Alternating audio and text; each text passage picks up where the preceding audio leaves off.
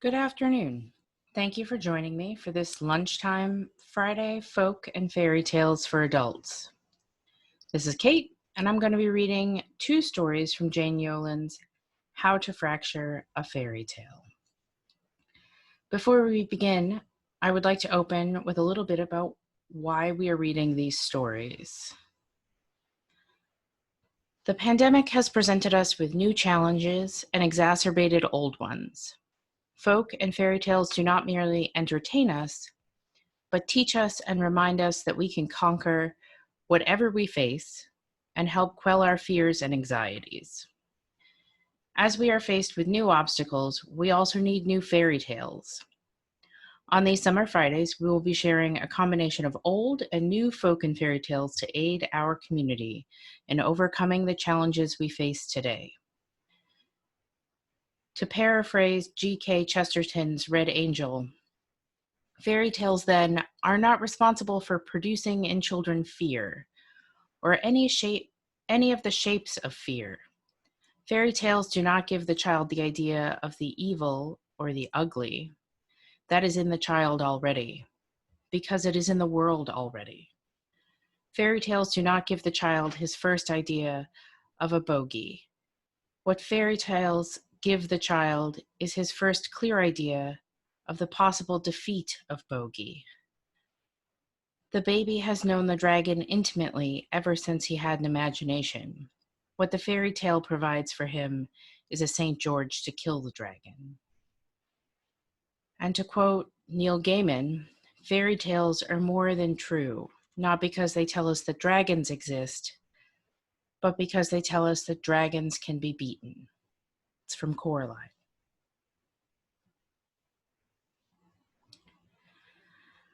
Just another quick note. These stories are meant for grown-ups. This series features stories with materials and themes that may not be appropriate or prove challenging for younger listeners. It is intended for adult audiences, and parental discretion is advised. I'd recommend that while not all of these stories are inappropriate for the little folk, some of them may be, and you should screen them ahead of time and decide which ones to share with the family. Thank you. As for today's stories, the beauty of fairy tales and folk tales is that they are by their nature survivors. They move across time and culture, and they change and adapt to fit the needs of their audience. Jane Yolen has taken stories that may seem familiar in a far-off, distant way and rebuilt them for new readers and new challenges. See if you can recognize the old tales dressed up in new garments. See if they spark faint memories in you. Try to identify them. But also see the new ways and the new things that they inspire and reveal. And as always, if you enjoy these stories, feel free to reserve a copy of this, How to Fracture a Fairy Tale, or other stories by Jane Yolen at our website, themaldenpubliclibrary.org. Shall we begin?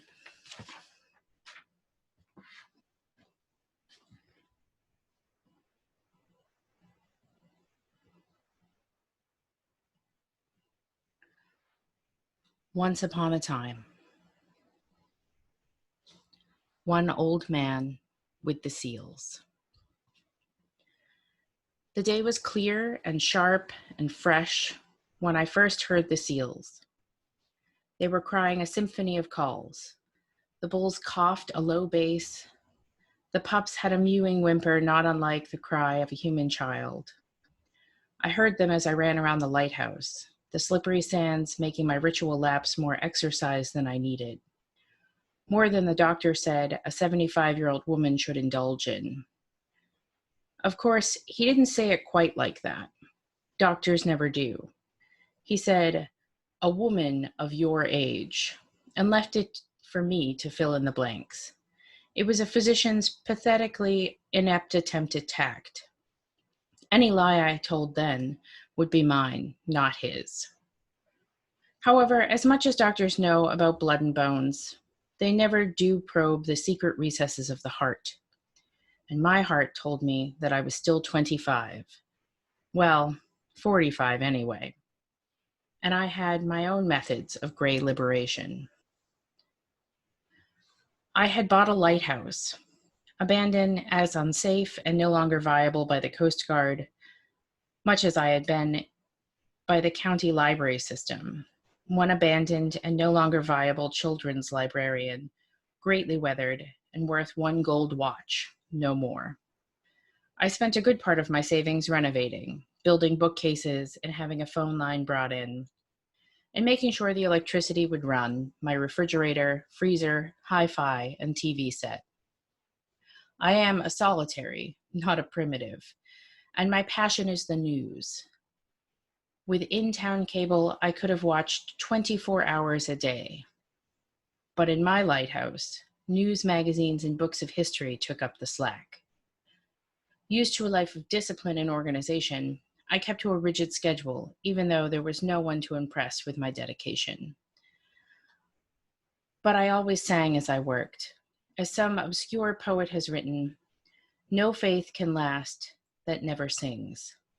Up at daylight, a light breakfast while watching the morning newscasters, commercials, a perfect time to scan the New Yorker, or Time. Then off for my morning run. 3 laps seemed just right to get lungs and heart working. Then back inside to read until my favorite nephew called. He is a classics scholar at the university, and I have marked him down in the will to get all my books and subscriptions, and the lighthouse. The others will split the little bit of money I have left. Since I have been a collector of fine and rare history books for over 50 years, my nephew will be well off, though he doesn't know it yet. The phone rings between 10 and 11 every morning, and it is always Mike. He wants to be sure I'm still alive and kicking. The one time I had flu and was too sick to answer the phone, he was over like a shot in that funny lobster boat of his. I could hear him pounding up the stairs shouting my name. He even had his friend, Dr. Lil Meyer, with him. A real doctor, he calls her, not his kind, all letters and no learning. They gave me plenty of juice and spent several nights, though it meant sleeping on the floor for both of them. But they didn't seem to mind, and when I was well again, they took off in the lobster boat, waving madly and leaving a wake as broad as a city sidewalk. For a doctor, Lil Meyer wasn't too bad. She seemed to know about the heart. She said to me, whispered so Mike wouldn't hear her, just before she left, "You're sounder than any 75-year-old I've ever met, Aunt Lissa.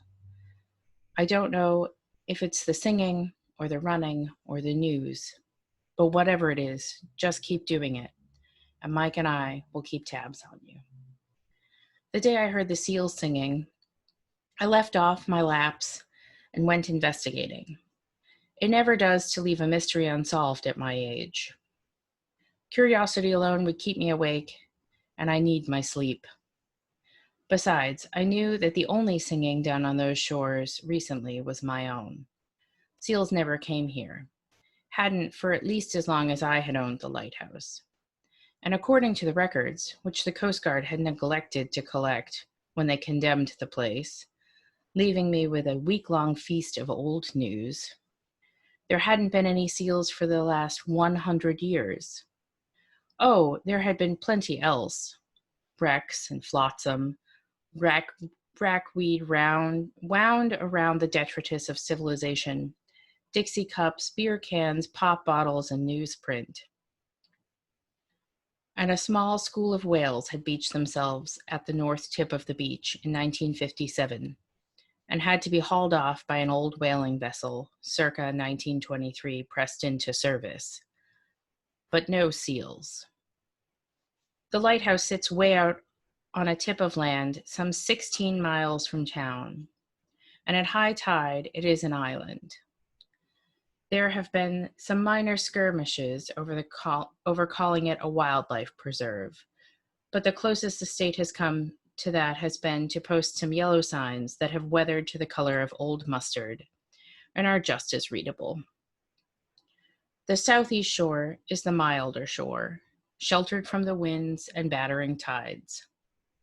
The little bay that runs between Lighthouse Point and the town of Tarrytown across the bay, as the early maps have it, is always filled with pleasure boats. By half May, the bigger yachts of the summer folk start to arrive, great white swans gliding serenely in while the smaller, colorful boats of the year-rounders squawk and gabble and gawk at them, darting about like so many squabbling mallards or grebes.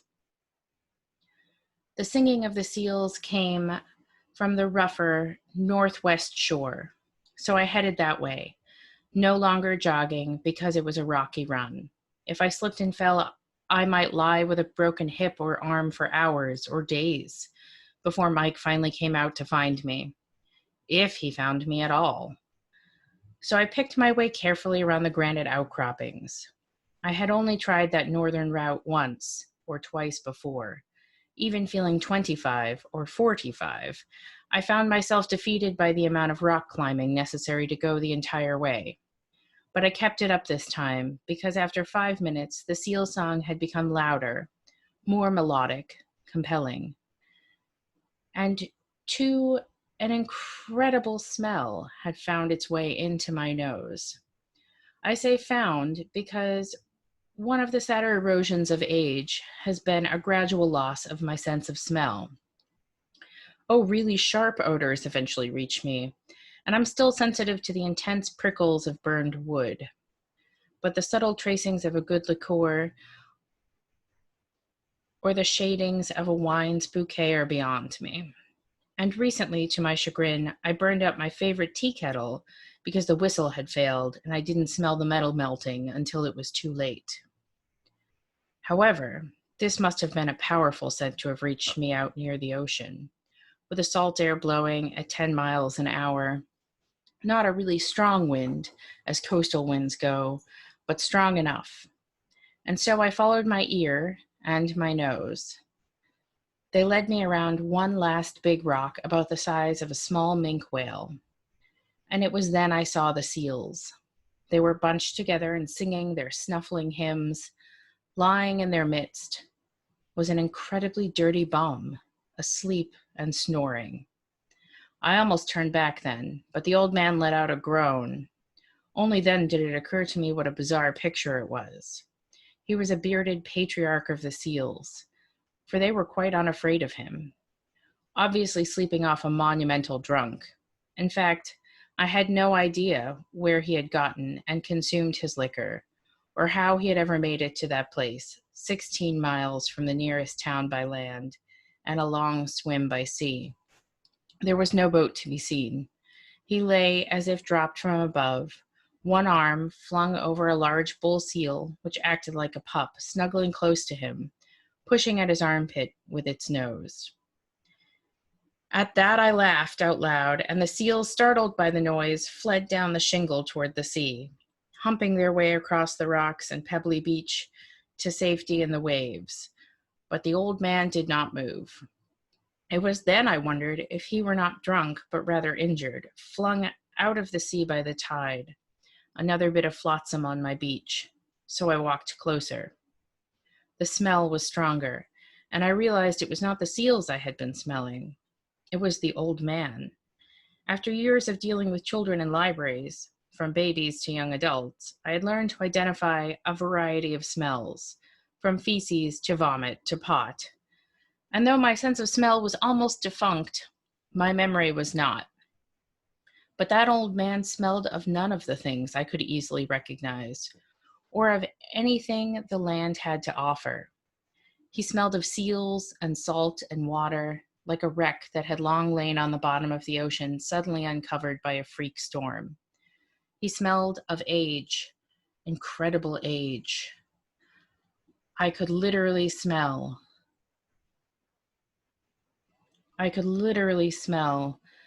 the centuries on him. If I was 75, he had to be 40 times that.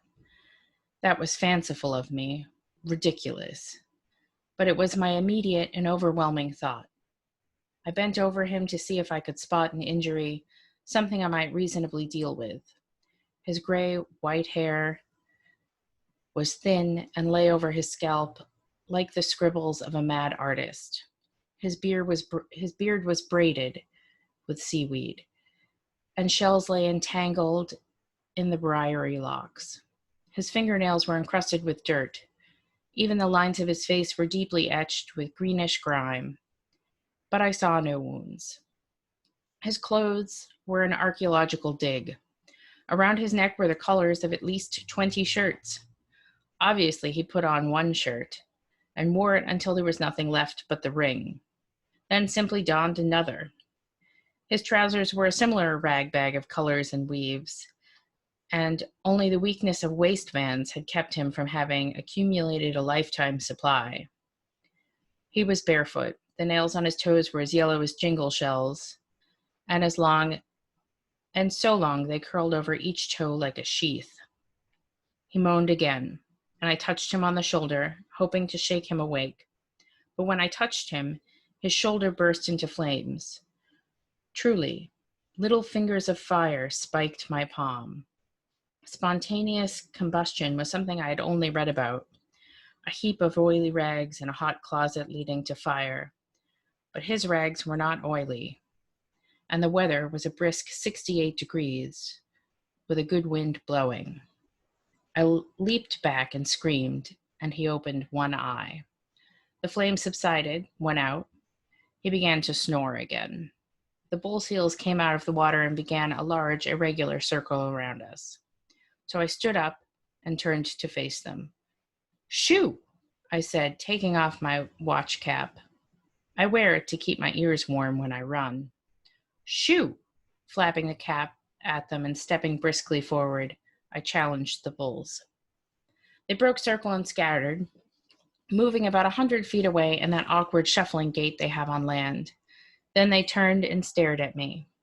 The younger seals and the females remained in the water, a watchful bobbing. I went back to the old man. "Come on," I said. "I know you're awake now. Be sensible. Tell me if anything hurts or aches. I'll help you if you need help, and if not, I'll just go away." He opened the one eye again and cleared his throat.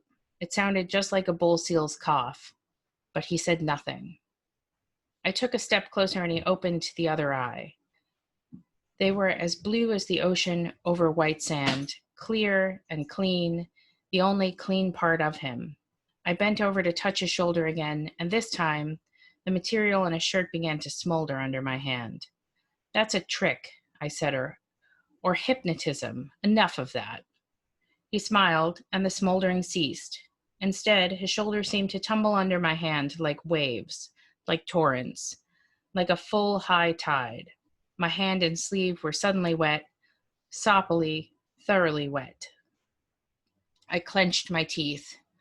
Mike always said that New England spinsters are so full of righteous fortitude, they might be mistaken for mules. And my forebears go back 7 generations in Maine. Maybe I didn't understand what was happening, but that was no excuse for lack of discipline and not holding on. I held on. The old man sighed. Under my hand, the shoulder changed again, the material and then the flesh wriggling and humping. A tail came from nowhere under his armpit and wrapped quickly around my wrist. Now, as a librarian in a children's department, I've had my share of snake programs, and reptiles as such do not frighten me.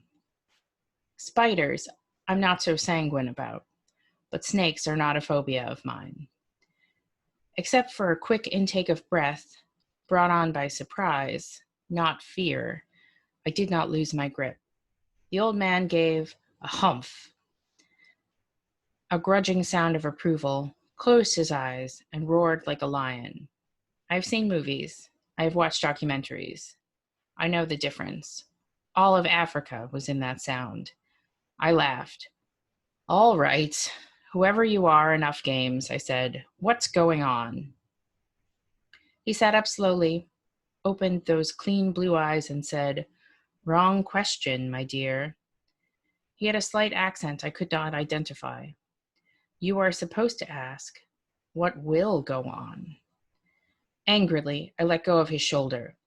"Obviously, you need no help. I'm leaving." "Yes," he said, "I know." Then, incredibly, he turned over on his side. A partial, stuttering snore began at once. Then a whiff of that voice came at me again. "But of course, you will be back." "Of course I will not," I said huffily. As an exit line, it lacked both dignity and punch. But it was all I could manage as I walked off. Before I had reached the big rock, the seals had settled down around him again. I know, because they were singing their lullabies over the roar of his snore, and I peeked. The smell followed me most of the way back home. Once back in the lighthouse, a peculiar lethargy claimed me. I seemed to know something I did not want to know. A story suddenly recalled. I deliberately tried to think of everything but the old man. I stared out the great windows, a sight that always delighted me.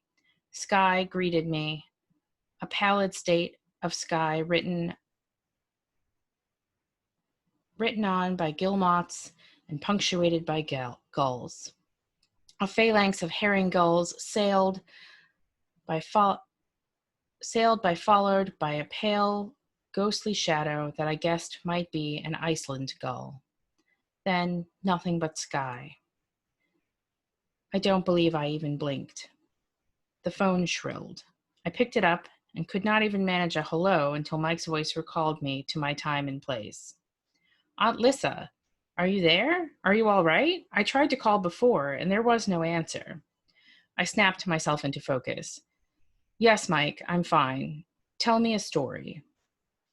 There was a moment of crackling silence at the other end, then a throat clearing. "A story? Say, are you sure you're all right?" "I'm sure." "Well, what do you mean, a story?"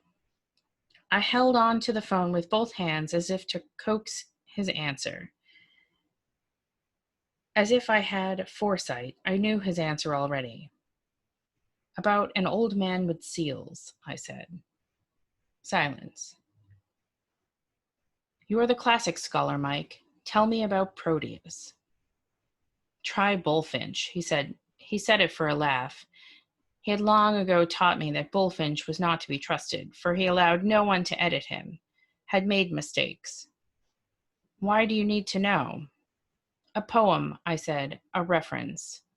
No answer, but answer enough. The phone waited a heartbeat, then spoke in Mike's voice. "One old man with seals coming up. One smelly old god with seals, Aunt Lissa. He was a shape changer, with the ability to foretell the future. Only you had to hold on to him through all his changes to make him talk. Ulysses was able." "I remember," I said. "I know." I hung up. The old man had been right, of course. I would be back in the morning.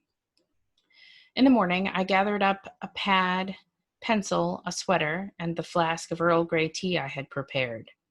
I stuffed them all into my old backpack. Then I started out as soon as light had bleached a line across the rocks. Overhead, a pair of laughing gulls wrote along the wind's passage with their white-bordered wings. I could almost read their messages. So clear and forceful was the scripting.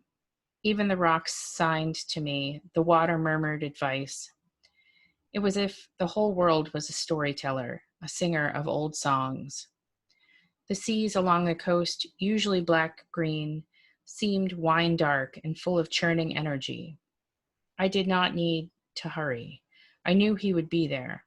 Sometimes foresight has as much to do with reason as with magic. The whale rock signaled me, and the smell lured me on. When I saw the one, and the other found my nose, I smiled. I made the last turning, and there he was, asleep and snoring. I climbed down carefully and watched the seals scatter before me. Then I knelt by his side. I shook my head.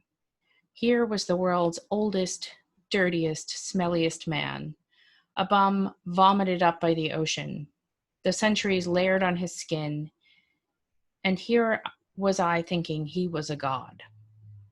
Then I shrugged, reached out to grab his shoulder. Fire, water, snake, lion, I would outweight them all. Of course, I knew the question I would not ask. No one my age needs to know the exact time of dying. But the other questions, the ones that deal with the days and months and years after I would surely be gone, I would ask them all. And he, being a god who cannot lie about the future, must tell me everything. Everything that is going to happen in the world. After all, I am a stubborn old woman, and a curious one, and I have always had a passion for the news. So that's our first story. And if you just give me but a moment, I will call up our second story, which is a little bit darker and concerned with a reimagining of death. Some notes from the book that might be interesting to our listeners right now is that Jane Yolen actually wrote this for a collection proposed by Neil Gaiman, and specifically using some of the characters from his Sandman series. And so this is a reimagining of death as a godmother.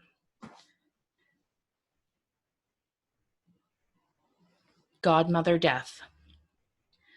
You think you know this story. You do not. You think it comes from Ireland, from Norway, from Spain. It does not. You have heard it in Hebrew, in Swedish and German. You have read it in French, in Italian, and Greek. It is not a story, though many mouths have made it that way. It is true. How do I know? Death herself told me. She told me in that whispery voice she saves for special tellings. She brushed her thick black hair away from that white forehead and told me. I have no reason to disbelieve her. Death does not know how to lie. She has no need to. It happened this way. Only imagine it in Death's own soft breeze of a voice. Imagine she is standing over your right shoulder, speaking this true story in your ear. You do not turn to look at her. I would not advise it.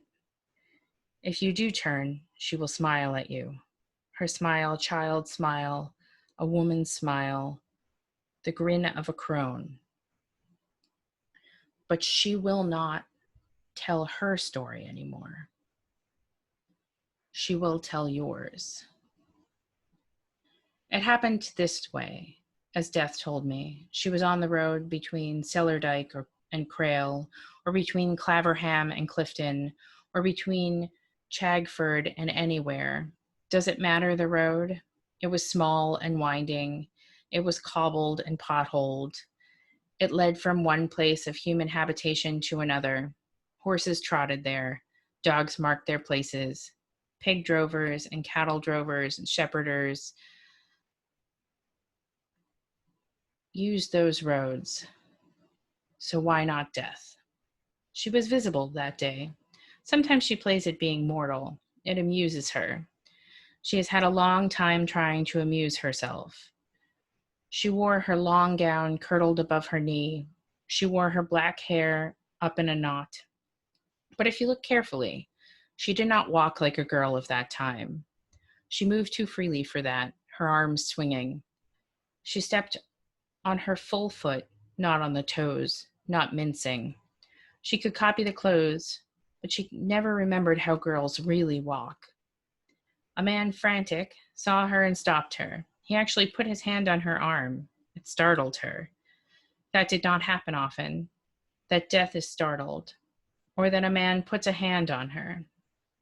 Please, the man said, my lady. She was clearly above him, though he had thought she was wearing peasant clothes. It was the way she stood, the way she walked. My wife is about to give birth to our child, and we need someone to stand godmother. You are all who is on the road. Godmother? It amused her. She had never been asked to be one. Do you know who I am? She asked. My lady? The man suddenly trembled at his temerity. Had he touched a high lord's wife? Would she have him executed? No matter. It was his first child. He was beyond thinking. Death put a hand up to her black hair and pulled down her other face. Do you know me now? He knew. Peasants were well acquainted with death in that form. He nodded. And want me still? Death asked. He nodded and at last found his voice. You are greater than God or the devil, lady. You would honor us indeed. His answer pleased her, and so she went with him. His wife was couched under a rowan tree, proof against witches. The babe was near to crowning when they arrived. I have found a great lady to stand as godmother, the man said, but do not look up at her face, wife. For suddenly he feared what he had done. His wife did not look except out of the corner of her eye, but so seeing Death's pale, beautiful face, she was blinded in that eye forever. Not because Death had blinded the woman, that was not her way, but for fear, or perhaps the sugar sickness, did what Death would not. The child, a boy, was born with a caul. Death ripped it open with her own hand, then dropped the slime covering onto the morning grass, where it shimmered for a moment like dew. Name him Hayden, Death said, and when he is a man, I shall teach him a trade. Then she was gone no longer, amused. Birth never amused her for long. Death followed the boy's progress 1 year closely, another not at all. She sent no gifts. She did not stand for him at the church font.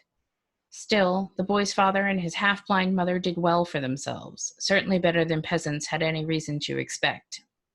They were able to purchase their own farm, able to send their boy to school. They assumed it was because of Death's patronage, when in fact she had all but forgotten them and her godson. You cannot expect Death to care about a single child who has seen so many. Yet on the day Hayden became a man, on the day of his majority, his father called Death. He drew her sign in the sand, the same that he had seen on the chain around her neck. He said her name and the boy's, and Death came. 1 minute the man was alone, and the next he was not. Death was neither winded nor troubled by her travel, though she still wore the khakis of an army nurse. She had not bothered to change from her last posting. Is it time? She asked, who was both in and out of time. Is he a man, my godson? She knew he was not dead. That she would have known. It is time, lady, the man said carefully, looking down at his feet. He was not going to be blinded like his wife. Ah. She reached up and took off the nurse's cap and shook down her black hair. The trouble with bargains, she mused, was that they had to be kept. He shall be a doctor, she said after a moment. A doctor? The man had thought no further than a great farm for his boy. A doctor, Death said, for doctors and generals know me best. And I have recently seen too much of generals. She did not tell him of Crimea, of the Dardanelles, of the riders from beyond the steppes. A doctor would be nice. Hayden was brought to her. He was a smart lad, but not overly smart. He had strong hands and a quick smile. Death dismissed the father and took the son by the hand, first warming her own hand. It was an effort she rarely made. Hayden, you shall be a doctor of power, she said. Listen carefully and treat this power well. Hayden nodded. He did not look at her, not right at her. His mother had warned him, and though he was not sure he believed. You will become the best known doctor in the land, my godson, Death said. For each time you are called to a patient, look for me at the bedside. If I stand at the head of the bed, the patient will live, no matter what you or any other doctor will do.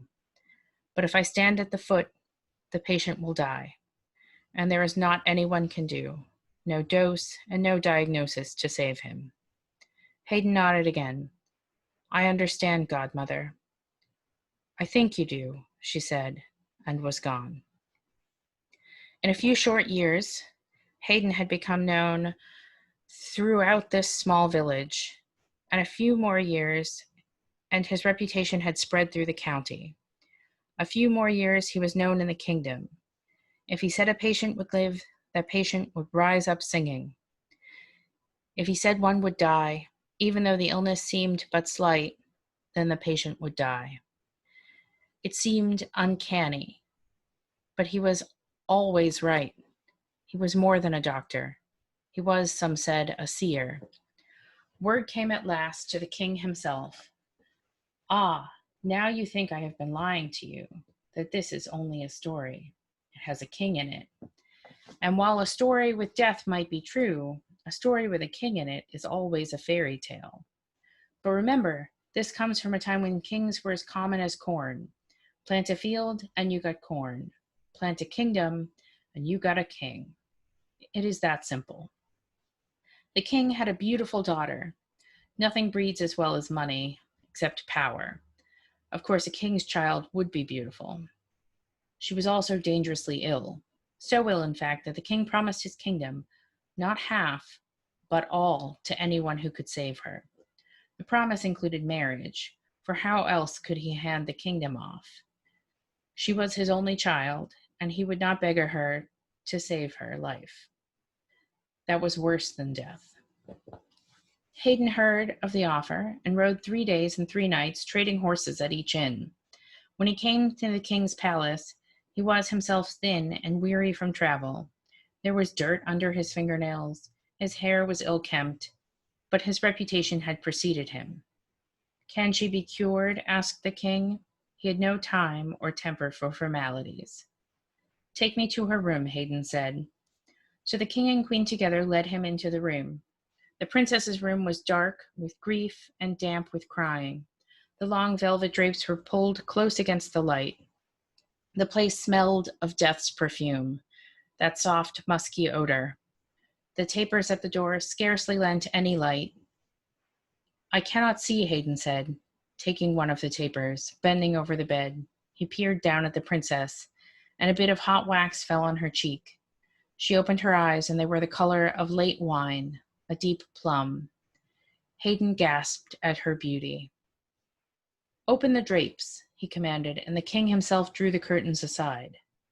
Then Hayden saw that Death was sitting at the foot of the great 4-poster bed, buffing her nails. She was wearing a black shift, cut entirely too low in the front. Her hair fell across her shoulders in black waves. The light from the windows shone through her, and she paid no attention to what was happening in the room, intent on her nails. Hayden put his finger to his lips and summoned 4 serving men to him. Without a word, instructing them only with his hands, he told them to turn the bed around quickly. And such was his reputation, they did as he bade. Then he walked to the bed's head, where Death was finishing her final nail. He was so close he might have touched her, but instead, he lifted the princess's head and helped her sit up. She smiled, not at him, but through him, as if he were transparent as Death. She will live, sire, he said. Both Death and the maiden looked at Hayden straight on, startled. Death because she had been fooled, and the princess because she had not noticed him before. Only then did the princess smile at Hayden, as she would to a footman, a serving-man, a cook. She smiled at him, but Death did not. A trick will not save her, said Death. I will have all in the end. She shook her head. I do not say this as a boast, nor as a promise. It simply is what it is. I know, Hayden said. What do you know? Asked the king, for he could not see or hear Death. Hayden looked at the king and smiled a bit sadly. I know she will live, and that if you let me, I will take care of her the rest of her life. The king did not smile. A peasant's son, even though he is a doctor, even though he is famous throughout the kingdom, does not marry a princess. In a story, perhaps, not in the real world. Unlike Death, kings do not have to keep bargains. He had Hayden thrown into the dungeon, where Hayden spent 3 miserable days. On the 4th, he woke to find Godmother Death sitting at the foot of his bed. She was dressed as if for a ball, her hair in 3 braids that were caught up on the top with a jeweled pin. Her dress of some white silken stuff was demurely pleated, and there were rosettes at each shoulder. She looked 16 or 1600. She looked ageless. I see you at my bed foot, Hayden said. I suppose that means today I die. She nodded. And there is no hope for me? I can be tricked only once, Death said. The king will hang you at noon. And the princess? Oh, I'm going to her wedding, Death said, standing pirouetting gracefully so that Hayden could see how pretty the dress was, front and back. Then I shall see her in the hereafter, Hayden said. She did not look well at all. Ah, then I am content to die. Death, who was a kind godmother after all, did not tell him that it was not the princess who was to die that day. Nor was the king to die either. It was just some old auntie for whom the excitement of the wedding would prove fatal. Death would never lie to her godson, but she did not always have to tell the entire truth. Like her stepbrother Sleep, her brother Sleep, she liked to say things on the slant. Even death can be excused, just one weakness. At least, that is what she told me. I have no reason to doubt the truth of it. She was sitting at my bed foot, and sitting there, what need would she have to lie?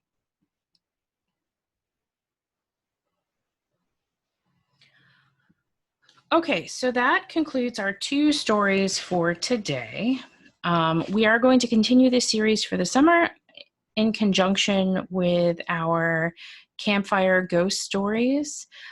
Please feel free to go to our website and check our calendar for upcoming dates. And also check our blog for a list of all of our YouTube videos that show these readings, as well as other program that we have on offer. So I just read from How to Fracture a Fairy Tale, 2 stories, One Old Man with the Seals and Godmother Death, written by Jane Yolen. Again, thank you for joining us, and we will hopefully see you at the library or online. Thank you again, and have a great day.